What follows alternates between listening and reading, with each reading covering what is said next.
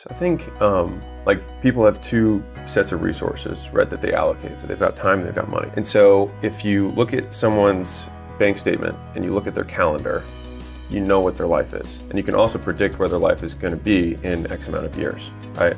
And so if someone wants to change what their life is going to look like, you have to reallocate where you're investing the resources that you have. And so from a time perspective, people who are poor, in my opinion, spend a lot of time not doing stuff. And that sounds terrible to say, but like at the base level, they're distracted. Well, I would even say not doing anything. So there's like the base is like they don't do anything. They're purely distracting themselves from their current state, which is hard because it's hard to confront reality. If you're like not happy, it's easier to just distract yourself, right? Now, the level above that is you've got people who are operating, they are working every day, but they're operating in low leverage opportunities, right? So they're doing things that do not give them a lot of return on their time, right? And so it's like I could work, it doesn't matter how many hours I work at McDonald's, like it's very, very difficult to become wealthy there, right? It's just near impossible. Versus like you could buy a building for $10 million and then sell it to somebody else for $11 million, just get the contract and make $1 million on the exchange. Super high leverage. But the only way that happened, and that required no money, is skill, right? And so like that's an example of like it didn't require money to make that money. That's skill that's required to do that. And so first is the time, right? People are not doing stuff with the time that they have, or they're doing low leverage activities with the time they have. And then they're not trying to increase their output per unit time, which means investing in their skill set.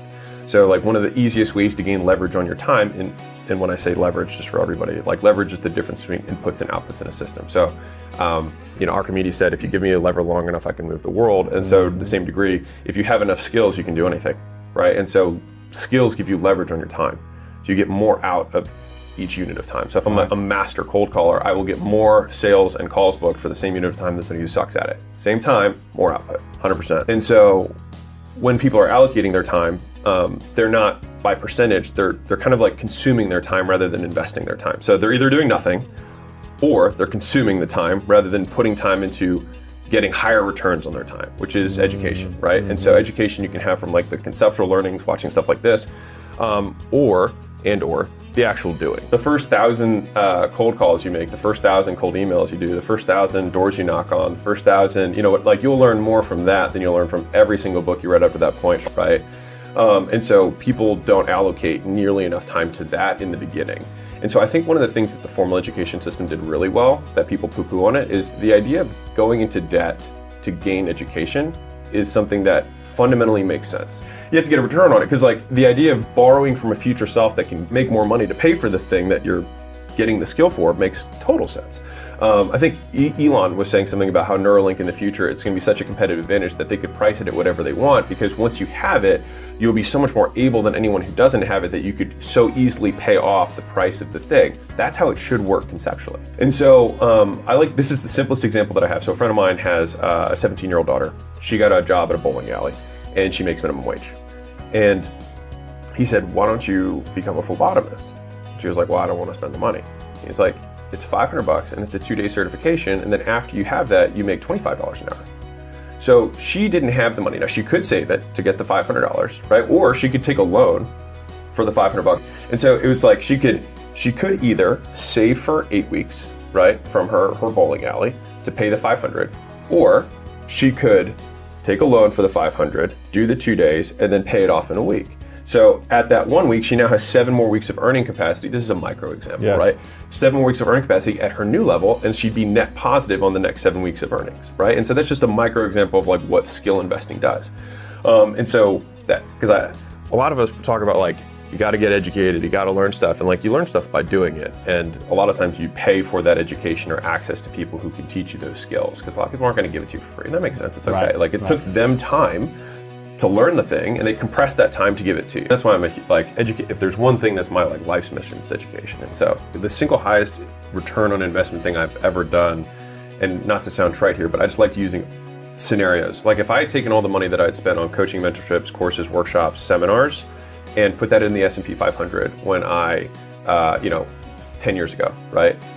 The amount that I would have right now is inconsequential compared to what I currently have. And it's because I invested in something different. So rather than investing in the S&P 500, I invested in the S&P 500. So I took all of the excess cash that I had every single month, and rather than saying like, oh, I'm at a dollar cost average, I'm long term, I wait 4 years, whatever.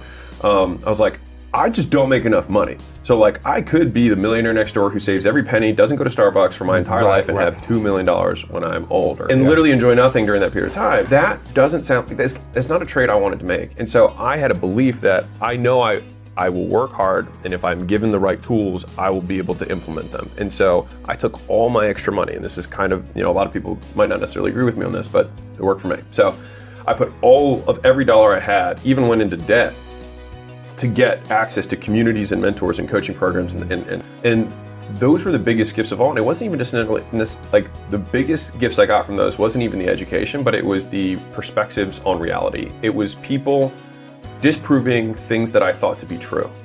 So I was like, this is the way the world is, and they're like, that's false. And my whole paradigm shifted because I had distortions of reality. I thought reality was different than it was. And so right now, for people who are poor, it's because they actually don't see reality for what it is. Because the way they see reality, they see making money to be impossible or incredibly difficult, or it's only for a certain select people, not for them, right? And it's just because they literally cannot see it.